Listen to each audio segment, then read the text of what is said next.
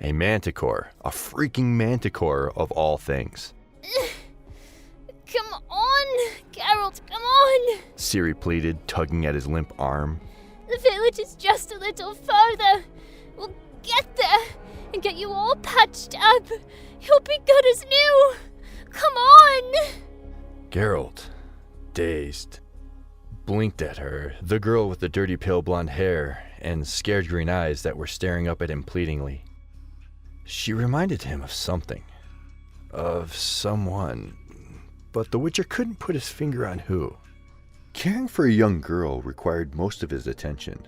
Ciri was brave, yes, and clever, but she was still just a little girl, and Geralt was worried that if he was to take his eyes off her for even a minute, then something horrible would happen. But, as it turned out, keeping too close of an eye on her may have been an even bigger issue. The manticore seemed like it came out of nowhere, swooping down on the pair as they made their way through a less traveled path to avoid the Nilfgaardian soldiers. Geralt had reacted half a second too slow, and though the beast was now dead, the Witcher felt like he wasn't too far behind. The bite to the right shoulder and deep slashes on his left thigh, made by the manticore's claws, were both gushing with blood. If Geralt was a man, he'd have already been long dead. But this wasn't the worst of it. The beast's venom was burning through the veins and eating away at his muscles. Now, it was just a matter of seeing if the effects of Swallow and the white honey would beat the blood loss and venom. Geralt fell to his knees, Ciri's panicked voice sounding miles away, and looked up at the afternoon sun. Destiny's a bitch. The crackling of logs in a fireplace was the first thing Geralt became aware of as he awoke, his sharp ears picking up the soft pops and snaps of the burning wood. Then came the pain. "Ugh!" he hissed, hand coming up to his wounded shoulder as he sat up, the quilt that had been covering his body slipping to the floor, and his calloused fingers sliding over the soft fabric of cloth bandages. Looking his shoulder over in confusion, Geralt blinked and looked around for the first time. It looked like some sort of inn-room, not large, but well-furnished, with a large, comfortable-looking bed in one corner, complete with a matching dresser, vanity, and wardrobe. Geralt had been left sprawled on what was probably a very expensive couch, in front of a large, roaring fireplace, woven ornate rug covering the polished wooden floor. What? The Witcher wondered out loud as he checked his leg, finding he'd been stripped to his small clothes, and the gashes on his thigh had also been carefully wrapped. Did Ciri manage to do all this? A door creaked open, and Geralt's eyes snapped to the source before looking around for anything he could use as a weapon. A burning log would do in a pinch, but it'd be messy for all involved. You're awake! Geralt let out a sigh of relief when Ciri came through the door and rushed to his side. How are you feeling? She had beef stew on her breath and had washed her face recently. Her hair was even pulled back with a bit of ribbon. Alive. Hopefully, death wouldn't come with so much pain. What about you? Where are we? How did... It's okay. A friend of yours found us and helped me drag you here. And don't worry, no one saw us. We're safe. Geralt doubted that, but this supposed safety wasn't what was most confusing. A friend? Who? Eskel, maybe? Lambert? Or even Cohen? No. Ciri would have mentioned if it was another Witcher. His heart sped up ever so slightly. Could it be Yen? The door creaked again. All this time, and you're still getting into trouble. Hey, Geralt. His throat went dry, and the Witcher could scarcely believe his eyes. He took a shallow breath. Jaskier. The bard stood in the doorway, clad in a dark blue dress that was plainer than most anything Geralt had ever seen her wear before. With a bowl clutched in her hands, she gave him a tight, half smile. The one and only. A heavy, uncomfortable silence settled between them for an excruciatingly long moment before Jaskier cleared her throat and looked to Ciri. There is a bath ready for you in the other room, and I set out some clean clothes. They might be a little too big, but they're better than nothing. You should go wash up. Ciri looked between the songstress and the Witcher, confusion written on her face, before nodding and giving Geralt a stern look. Don't do anything stupid. Jaskier watched the girl go, closing the door behind her before approaching Geralt herself. Giving him the bowl of meaty stew, she knelt down by the couch. You should eat. You'll need your strength to heal. Words were never Geralt's strong suit, and they seemed more elusive now than usual. That left him with the basics. He grunted, giving the stew a little stir. It smelled good, thick chunks of beef and vegetables with plenty of herbs for seasoning. Silently, Jaskier went to lift the quilt to check his bandages, and Geralt flinched away. Calm down, She said, rolling her bright blue eyes, a very familiar gesture which was historically directed at him. I've seen it all before. That was true. In the many years they'd traveled together, Jaskier had patched him up and scrubbed him down dozens of times. He could clearly picture the manic grin on her young face as she dunked his head under the bathwater and went to work cleaning the drowner guts from his hair. Nothing Jaskier saw down there would ever surprise her. And besides, you're not impressive enough that I'd go out of my way to sneak a peek. Jaskier added, unwinding the bandages to check his stitches. Ouch. Well, that answered the question of if she was still angry with him.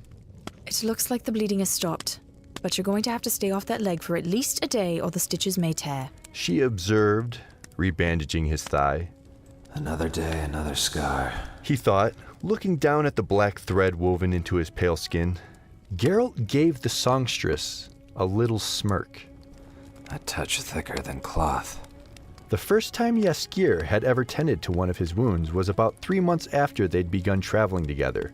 Or rather, 3 months after the teenage girl, thin and pretty, but not fully grown into her eyes, began following him around. It had been a deep slash to his bicep left by a particularly vicious juvenile griffin, and Geralt had woken to find the wound had been crudely stitched up and bandaged with a handkerchief. The sutures worked well enough, but were crooked and unevenly spaced. When Geralt noted as much, he got a glare and a coin chucked at his forehead. Well, you're a touch thicker than cloth. Just be thankful the technique is the same. As the years passed, it became something of a joke between the pair whenever Jaskier would stitch him up. Geralt would say, "A touch thicker than cloth," and she would finish with, "But the technique is the same." He looked back down at his thigh. The stitches were clean and neat, perfectly spaced apart. So many years had passed. Geralt waited for Jaskier to say her part, but instead the songstress just redressed the wound. Ciri, or should I say Fiona, is a brave little girl. She and Roach managed to drag you to the main road where I heard her. You might have bled out if not for her. And you. He wanted to say, but the Witcher just nodded. She is brave. And strong, too. More so than she should have to be at that age. The bard just nodded with a hum of agreement, and Geralt needed to say something else. So he blurted out, You look different. Your hair. "The girl? No, not a girl anymore. Not for a long time." Reached up to touch the hair that Geralt had always known to be dark brown and to her mid-back, but was now cut at the chin and a dark auburn color. The faded earthy scent of dye tickled his nose. I needed a change. Jaskier shrugged, standing up and leaning over to check his shoulder. That is healing up well. A small blessing. But you still need at least a day of rest before traveling. Thankfully, I have this room booked until the end of the week. No. That's too dangerous. Ciri and I need to stay ahead of Nilfgaard. Just give me my things and we'll be on our way. Good luck with that. Then, to prove her point, she pressed her thumb down on one of the gashes in his thigh, causing him to hiss in pain. Having proven her point, the bard gave him a softer look. The girl deserves to have a bath, Geralt. And a bed. At least for tonight. The Nilfgaardian patrols are a few days away.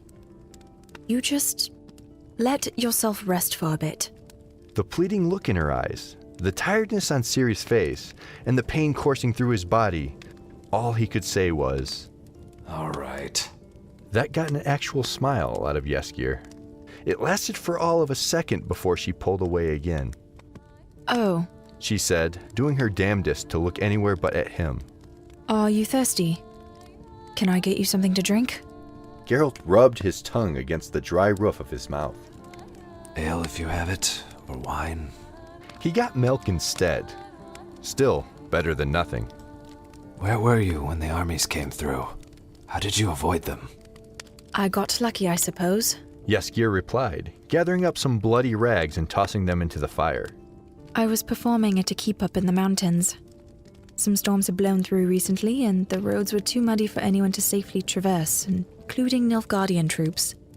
That was nice to hear, but Geralt didn't like the silence that once again lapsed between them. Try to get some more sleep. I'll look after Ciri. Sleep sounded good, so the Witcher nodded and watched as the songstress headed back through the door. Jaskier, I'm glad you're safe. She didn't say anything back, just gave him a long look, her face infuriatingly blank, and eventually nodded before closing the door behind her. This stuff smells weird. Ugh, I know. But it's not that bad, so just try to bear with it. Jaskier said as she carefully worked the thick henna and indigo mixture into the girl's freshly cut hair. It really is such a shame, though. Your hair is so beautiful, just like your mother's was. You knew my mother? The princess sounded surprised, turning to face the bard with wide eyes. Jaskier took her by the shoulders and got her to sit straight again. Not exactly, but I saw her the few times I performed in Cintra's court. I even saw you once, back when you were just a babe. Oh, that makes sense. But if you're the famous bard Jaskier, then where have you been? You haven't performed anywhere for some years now. All the ladies of the court said that you charmed a foreign king and he whisked you away to be his wife somewhere far away. I wish. That would make everything easier. No, I've just been performing under a different name for a while. Chevona Russa. She pointed at her dyed hair. The Red Rose. I've heard of you. I love Tears in a Flower Field. It's so pretty but really sad too. I've seen lots of people tear up when hearing it. Good to know. Songs that don't make people feel anything are songs not worth singing. But I don't get why you changed your stage name. Wouldn't that make it harder for you to be hired? I didn't want to be hired. I couldn't stand the thought of being known as the witch's bard anymore. I hated being associated with the songs that I was once so proud of. I became ill at the very thought of singing "Toss a coin to your witcher." I wanted to see if I was getting hired because I was good, or because I was a novelty. I have my answer now. So you'll go back to being Jaskier again, Miss... You can call me Juliana if you wish. She said, slapping more of the mixture into the displaced princess's hair. Or Rose. Plenty of people use that. And I don't know. There are a lot of memories associated with that name. Good and bad. Ciri was silent for a while before nodding towards Geralt, passed out and snoring on the couch. He hurt you, didn't he? He is one of the bad memories. Smart girl. Jaskier thought, a bit annoyed that she was so transparent. I met Geralt when I was 16, only a little older than you. He has many of my memories, good and bad. Geralt is a complicated man, and while friendships are always complex, they're even more complex when they involve a complicated man. Does that make sense? I guess so. Jaskier could imagine her little face scrunched up in thought, and smiled. But if you're not friends anymore, why are you helping us? Whatever happened in the past between Geralt and I doesn't change the fact that he is a good man, and that you are innocent in all of this. She was not a particularly brave or strong or smart woman. Geralt had told her that often enough. But damn it, she still cared about people. Geralt had complained about her foolish soft heart often enough, and would have helped any bloody man or dirty little girl she'd come across. It just so happened that Jaskier had come across literally the last man she wanted to see this time. Well, second last. She probably have left Valdo marks to bleed out in the dirt. I had friends before all of this. They were common folks. I dressed in paupers' clothes to play jacks with them in the street. I thought they liked me too, but when I found them in a refugee camp, they told me that they hated me, had always hated me, and tried to sell me to Nilfgaard. So I killed them. That confession left Jaskier silent for a long moment. Not really sure what to say, but eventually she settled on. You survived, Ciri. And that is more than many are able to do. Try not to dwell on it. She wasn't sure her words were any comfort to the girl who went stiff like people did when they were trying not to cry. I just can't understand why they hated me for being a princess. I didn't think any less of them for being the child of a blacksmith or cobbler's son. I brought them treats from the royal kitchens. I gave them some of my pocket money or little things to sell. I never hurt them. Or at least, I don't think I did. So why? I can't answer that, Ciri. Jaskier said sadly as she finished with the girl's hair.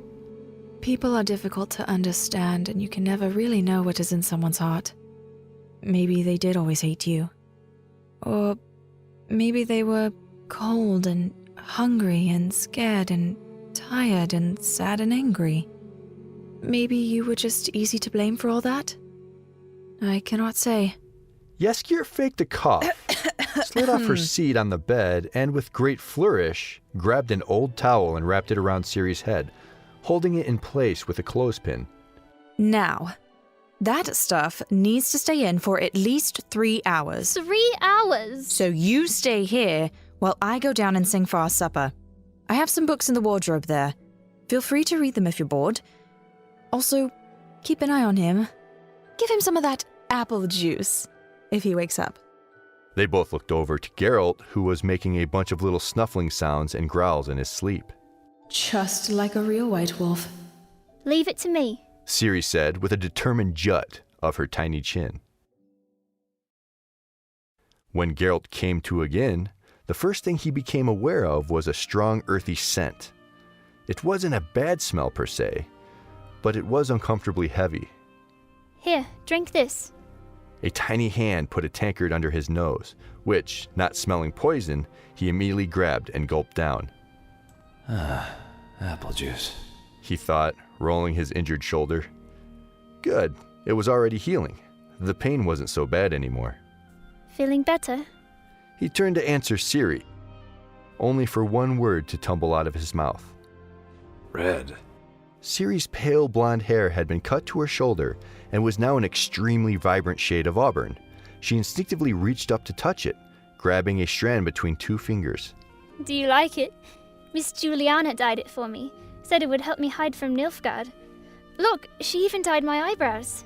The girl leaned down so he could get a good look at her colorful eyebrows, and Geralt recoiled from the smell of the dye in her hair. Juliana. Oh, you mean Jaskier? Yeah, she did. Did it have to be such a bright color, though? It'll darken over the next few days. Plus, Miss Juliana says that it is part of a disguise. People will remember the red hair so clearly that they won't be able to connect me with the famously blonde lion cub of Sintra. There was a lot of sense to that. Smart. Make sure you thank her for that. I did. Did you? No, he hadn't. Taking his silence as an answer, Ciri gave him a cautiously curious look. Why did you two have a falling out? After a few months of stubbornly refusing to think of that day, Geralt had replayed the events that unfolded on that mountaintop over and over again in his mind. He recalled the pain of Yennefer's departure on his heart, how that pain turned into venomous anger, and how he chose Jaskier, the only other person he'd let close, as the target for his cruelty. I was angry, and I said many things that I shouldn't have. It was doubtful that it was a sufficient explanation, but Ciri didn't press harder. Instead, she just continued to stare down at him, her face grave. You hurt her. 3 simple, little words. And yet... I know. Then you should apologize. Geralt had wanted to. He wanted to take it all back the moment those words left his lips. But by the time he had plucked up enough courage to actually do it, Jaskier had been gone. Usually, he'd have just tracked her by scent, milk, honey, and chamomile. But the wind hadn't been on Geralt's side that day, and when he finally caught up with the dwarfs, they were so deep in their cups that each had given conflicting reports on where the bard went. Soon after that, Geralt managed to convince himself that it was safest for everyone that they keep to their separate paths. I wouldn't know how. Ciri gave him the most incredulous look he'd ever seen on a small child's face. You could start with, I'm sorry I was such an ass. I bet that would help. It probably would, but the words "I'm sorry" had always seemed so hollow to Geralt, meaningless platitudes given by violent husbands and inattentive parents. Geralt wasn't a pleasant man, but he didn't want to take the easy way out either. He'd snapped at Jaskier many times before, and usually they rolled right off her like water on a seal's back. But on the occasion that they stuck, his apologies were non-verbal things, a more detailed account of a hunt, or agreeing to attend some party with minimal grumbling. It had always worked for them, right up until it didn't. I'll try. The third time Geralt came back to the land of the living, it was night and the pain was almost gone. Instinctively, his feline eyes slid from the fire that illuminated the chilly room to where Ciri slept curled up in the bed, breathing slow and steady. A grunt drew his eyes from his slumbering charge to a small nest of blankets on the floor between his couch and the fireplace. Geralt watched as the nest shuffled, its occupant trying to get comfortable on the small bit of padding that the rug offered the hard wooden floor. He reached out and nudged it. Jaskier. Jaskier, are you awake? A bleary, blue-eyed glare greeted him. Well, I am now. She snapped, dyed hair sticking out around her head like a curly lion's mane. Oh. When had talking to the songstress become so difficult? Why are you sleeping on the floor? Well, where else am I going to sleep? On the bed? It is more than big enough for you and Ciri both.